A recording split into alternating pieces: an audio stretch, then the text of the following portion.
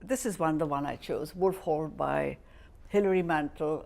In a way, I was fascinated by this because I was fascinated by the Tudors. It was a period of great change in England. It's the period where they moved from Catholicism to becoming a Protestant state. And it's a beautifully written book. The other book, again, my love of history, this is more or less, this is again 16th, 15th, 16th, 17th century, Orhan Pamuk's My Name is Red. It's set among a group of miniature painters.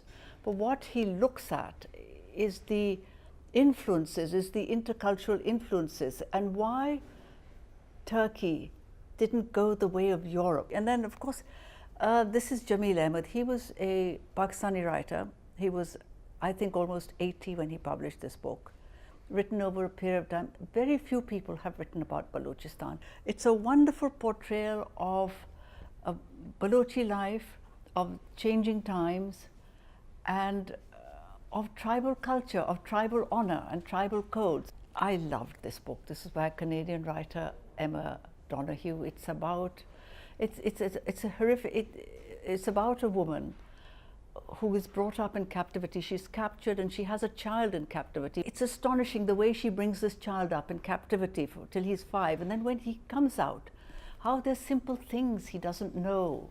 This, The Noise of Time by Julian Barnes, this is actually about the composer Shostakovich. Now, I was absolutely crazy about Shostakovich. I just love his work.